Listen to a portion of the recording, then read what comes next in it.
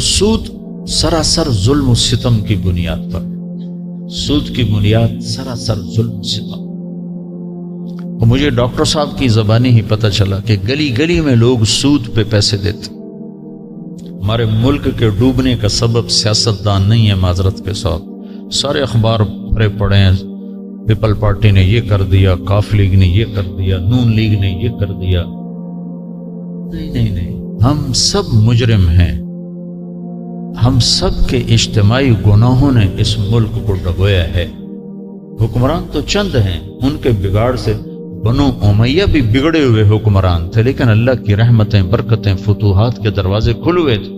بنو عباس بھی بگڑے ہوئے حکمران تھے، لیکن ان کے ہوتے ہوئے بھی فتوحات کے دروازے کھلے ہوئے تھے کہ عوام الناس سب اللہ کی ماننے والے تھے، وہ سب اللہ کے فرما بردار تھے۔ 18 کروڑ انسانوں میں اس قدر نافرمانی پھیل چکی ہے کہ حکمرانوں کا گلہ کرنا یہ ظلم ہے۔ ہمیں اپنا گلہ کرنا چاہیے کہ گھر گھر میں جو ماں کو ذلیل کیا جاتا ہے، میرے نبی سے پوچھا گیا یا رسول اللہ قیامت کب آئے گی، کب آئے گی؟ آپ نے فرمایا اللہ کو پتہ ہے کب آئے گی۔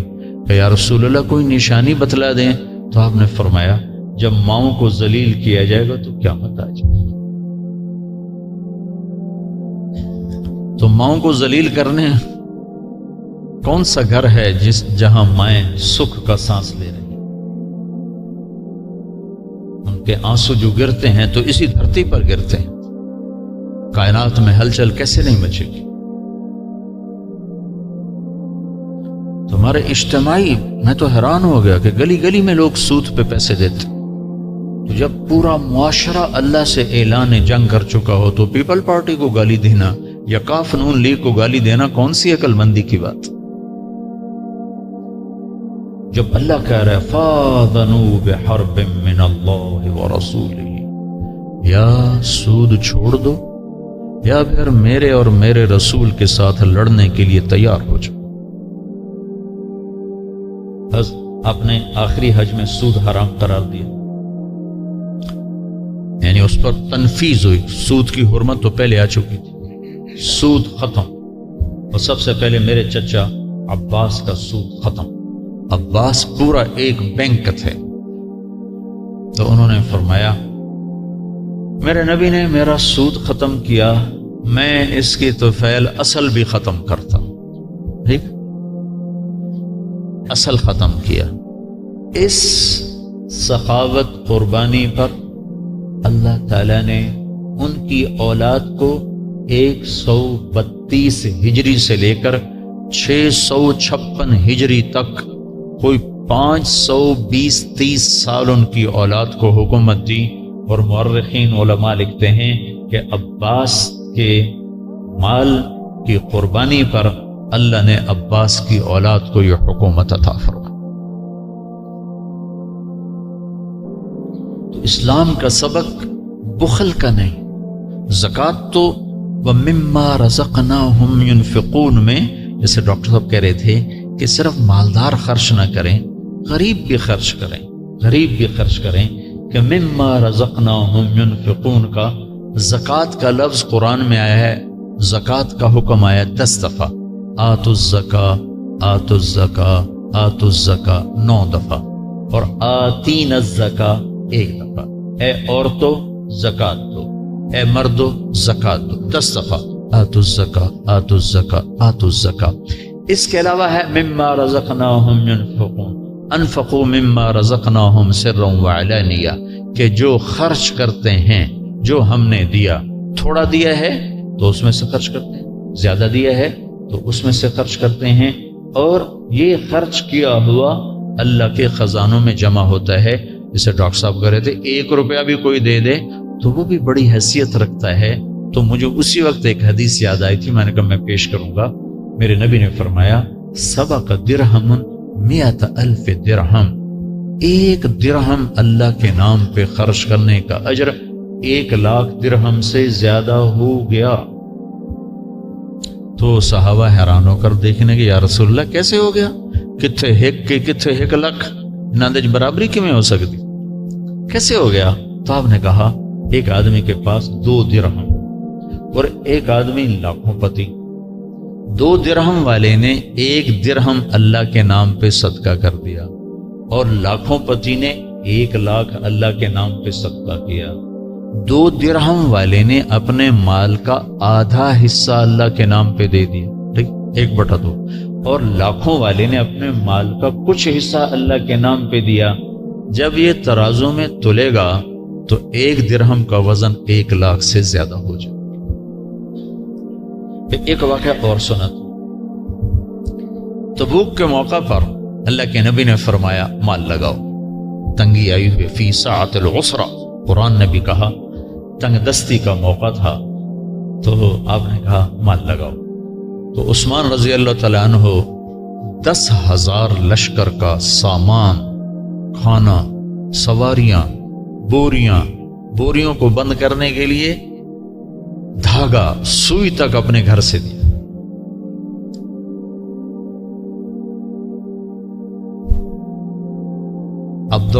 سعد بن عبادہ رضی اللہ تعالی عنہ نے 1,000 من کھجور، 1,000 من کھجور آ کر پیش کی. 1,000 من کھجور 30,000 کے لشکر کے لیے.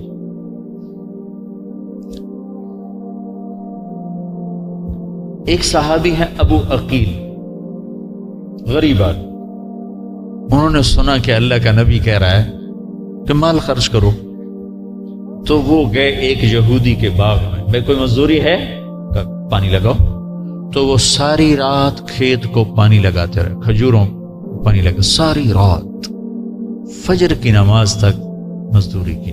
تو اس نے ان کو 6 سیر کھجوریں، تو انہوں نے 3 سیر گھر میں دے دی اور 3 سیر جھولی میں ڈال کے، وہ جھولی ایسے لے کر آئے شرماتے ہوئے، کتھے 1,000 من تے کتھے 3 سیر، کوئی ہے نسبت؟ تو جھولی میں لے آگا شرماتے ہوئے آ رہے. وہ منافق ہنسنے لگے، آ گیا وڈا سخی، وہ جا گھر لے جا پترا نو کھوا، کملانا ہوئے تھا، تیرے 3 سیر نال کی بن جاونا ہے. تو وہ اور بیچارے نا دبک گئے اور پریشان ہو گئے اور بڑے شرمندہ سے ہو کے آ رہے. جب اللہ کے محبوب کی مجلس میں آئے تو آپ نے کہا ابو عقیل کی کھجوریں لے لو اور ساری کھجوروں کے اوپر برکت کے لیے پھیلا دیا جائے. کہ میرا رب مقدار نہیں دیکھتا، کیفیت دیکھتا ہے. ایک اور بتاؤں، ایک صحابی نے عرض کی، ایک صحابی رات کو، یا اللہ اب تیرا نبی کہہ رہا ہے میں مال لگاؤں، میرے پاس تو ہے نہیں، میں کیا صدقہ کروں؟ تو کہنے لگے یا اللہ جس نے میری بےزتی کی اور میرا اس پہ حق بنا، میں اس کا صدقہ کرتا ہوں، میں اپنی عزت کا صدقہ کرتا ہوں تیرے نام پر. تو جو فجر کی نماز ہوئی تو آپ نے سلام پھیرنے کے بعد پوچھا رات کو صدقہ کس نے کیا ہے؟ تو کوئی نہیں اٹھا، وہ بھی نہیں اٹھے. پھر آپ نے دوبارہ کہا رات کو اپنی عزت کا صدقہ کس نے کیا ہے؟ تو پھر وہ کھڑے ہو گئے، کہا جی آپ کی ترغیب تھی مال لگاؤں، میرے پاس کچھ نہیں تھا. تو میں نے کہا یا اللہ جس نے میری بےزتی کی اور میرا اس پہ حق بن گیا تو میں نے اس کا صدقہ تیرے نام پہ کیا. تو آپ نے کہا تیرے صدقے کو اللہ نے قبول فرما لیا ہے. مقدار نہیں، کیفیت دیکھی جاتی. پھر اور بتاؤں، تبوک کا ہی موقع ہے تو عمر رضی اللہ تعالیٰ عنہ ان دنوں مالدار تھے اور ابو بکر رضی اللہ تعالیٰ عنہ فقیر تھے. تو ابو بکر اور عمر رضی اللہ تعالیٰ عنہ خاص طور پر ساری زندگی یہ دوڑ لگاتے رہے کسی طرح ابو بکر سے آگے نکل جاؤ، لیکن ہو نہ سکا کبھی. مقابلہ ساری زندگی کیا، نیکیوں میں تو مقابلہ کرنا ہی چاہیے. ایک دفعہ عائشہ باہر صحن میں لیٹی ہوئی تھیں اللہ کے نبی کے ساتھ، تاروں بھری رات تھی، اندھیری. تو حضرت عائشہ نے پوچھا یا رسول اللہ کوئی شخص ایسا ہے جس کی نیکیاں تاروں کے برابر ہوں؟ تو ہم نے کہا ہاں عمر. تو حضرت عائشہ رضی اللہ عنہ کو چپ لگ گئی. ان کے جی میں تھا کہ میرے باپ کے بارے میں کہتے تو عمر کہا گیا. تو آپ نے محسوس فرما لیا کہ عائشہ چپ ہو گئی ہے. تو آپ نے کہا عائشہ تیرے باپ کی ایک رات عمر کی ساری نیکیوں پر بھاری ہے۔ کون سی رات؟ غار ثور والی رات۔ جب آپ 27 کو نکلے، 27 صفر کو آپ نکلے، 14 ستمبر 27 صفر 14 ہجری آپ نکلے ہیں، اور کفار مکہ نے آپ کے قتل کا منصوبہ بنایا تھا۔ ابو بکر کو ساتھ لیا، تو ابو بکر کبھی آگے چلتے تھے، کبھی پیچھے چلتے، کبھی آگے چلتے، کبھی پیچھے چلتے۔ تو آپ نے فرمایا ابو بکر کبھی آگے چلتے ہو، کبھی پیچھے چلتے ہو۔ کہ یا رسول اللہ، جب خیال آتا ہے کوئی آگے چھپا ہوا دشمن وار نہ کر دے تو میں آگے چلنا شروع کر دیتا ہوں تاکہ میرے اوپر آئے، اور جب خیال آتا ہے پیچھے سے کوئی آ کے حملہ نہ کر دے تو میں پیچھے ہو جاتا ہوں تاکہ میرے اوپر حملہ ہو۔ تو ہمارے نبی پنجوں کے بل چل رہے تھے تاکہ کھوجی پاؤں کو ڈھونڈ نہ سکے۔ تو جب غار وہ پہاڑ پہ چڑھنے کا موقع آیا تو آپ کے پاؤں اتنے زخمی ہو چکے تھے، آپ سے چڑھا نہیں گیا۔ تو ابو بکر نے آپ کو اپنی کمر پہ اٹھایا اور پورا پہاڑ چڑھ کے اوپر لے کے پھر آپ کو باہر کھڑا کیا، اندر گئے، سارے غار کو صاف کیا تو اس میں سوراخ تھے، پگڑی اتاری، پھاڑ کے سوراخ بند کیے، پھر باقی رہ گئے، پھر کرتا اتارا اور پھاڑ کے سوراخ بند کیے، ایک باقی رہ گیا جس میں وہ سانپ تھا، وہاں اپنی ایڑی کو رکھ دیا کہ یا رسول اللہ اندر تشریف لائیں۔ یہ اس رات کی بات بتا رہا ہوں کہ یہ رات عمر کی ساری نیکیوں پر بھاری، یا رسول اللہ اندر تشریف لائیں۔ تو آپ اندر آئے تو اندھیرے میں آپ کو اندازہ نہیں ہوا کہ ابو بکر، کرتا، پگڑی کوئی نہیں۔ جب تھوڑی سی روشنی ہوئی تو آپ نے کہا ابو بکر یہ کیا، تیری پگڑی، کرتا کدھر؟ کہ یا رسول اللہ یہ سوراخ تھے کافی سارے، مجھے ڈر لگا کوئی چیز آپ کو نقصان نہ پہنچائے تو میں نے سب پھاڑ کے ان کو بند کر دیا ہے۔ ایک دم آپ کے آنسو چھلکے اور آپ نے ایسے ہاتھ اٹھائے کہ یا اللہ میں ابو بکر سے راضی ہوں، تو بھی اس سے راضی ہو جا اور اسے جنت میں میرا ساتھی بنا دے۔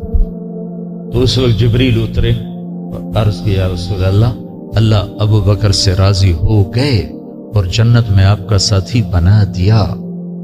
یہ رات عمر کی ساری نیکیوں پر بھاری۔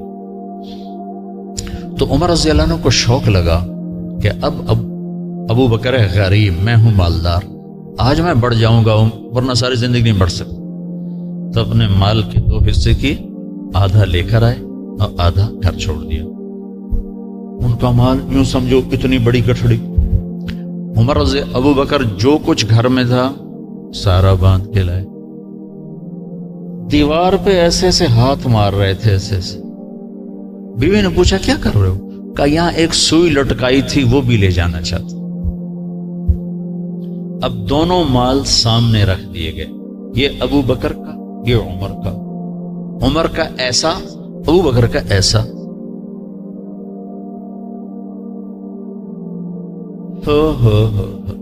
جب کوئی ڈونیشن دیتا ہے تو ڈاکٹر صاحب پوچھتے ہیں جی کتنے ہیں، یہ تو نہیں پوچھتے کہ اور پیچھے کتنے ہیں، یہ پوچھنے کا سوال ہے۔ کوئی ہمیں آ کے چندہ دیتا ہے تو وہ کہتے، ہم پوچھتے ہیں جی کتنے، 1,10,500، کہتا جی 1 لاکھ، بہت اچھا، کیا ہم یہ پوچھ سکتے ہیں کہ اور بینک میں پیچھے کتنے پڑے؟ یہ انتہائی بے محل سوال ہے، بے موقع سوال ہے کہ اگر میں یہ پوچھوں کہ جناب اور پیچھا کتنے پین تو اکثر میرے اگلے بھی پیچھا کرو، پتہ نہیں تیری تو نیت ہی خراب لگتی۔ تو اس موقع کا یہ سوال ہے ہی نہیں کہ پیچھے کیا ہے، سوال یہ ہے عمر کتنا ہے، کہ جی 10,000، ابو بکر کتنا ہے، کہ جی 3,000۔ تو اگر یہ سوال جو موقع کا بنتا ہے، اگر یہی سوال میرے نبی کرتے تو عمر جیت گئے تھے، ابو بکر ہار گئے تھے۔ تو میں قربان جاؤں، میرا نبی تو دیکھ رہا تھا کون کیا قربانی کر کے آیا ہے، تو میرے نبی نے سوال ہی الٹا دیا تاکہ جیت ابو بکر کی رہے۔ تو آپ نے کہا عمر کم خلفت کم ترکت لأہلک. سبحان واہ واہ واہ. عمر گھر والوں کے لیے کیا چھوڑ کے آئے ہو؟ گھر میں کیا چھوڑ کے آئے ہو؟ جو ہوں یہ سوال سنا حضرت عمر اس ویلے وہ میں گیا. انہیں اسی وقت پتا چل گیا کہ میں گیا. انہیں یقین تھا ابو بکر پوکر دے کے آونا. عمر کم خلفت، عمر بچوں کے لیے کیا چھوڑا ہے؟ تو ایک دم پیسے بڑے جوش میں کھڑے تھے. این ہو گئے. کہا جی بڑی مری مری آواز میں کہا جی آدھا چھوڑا ہے آدھا لے کر آیا ہوں. ابو بکر کم خلفت، تو پیچھے کیا چھوڑ کے آیا؟ کہا جی میں تو اللہ اس کے رسول کو چھوڑ کے آیا ہوں، باقی سب کچھ لے کے آ گیا. تو اس پر عمر کہنے لگے ابو بکر تیرے تو اگاں کوئی نہیں بڑھ سکتا، تجھ سے آگے میں نہیں نکل سکتا. تو میرے بھائیوں بہنوں، مدت ہوئی ہے یار کو مہمان کیے ہو. ہم تو سخاوت کا سبق ہی بھول گئے. سودی نظام نے، حرص و ہوس کے مزاج نے ہمیں ظالم بنا دیا، درندہ بنا دیا.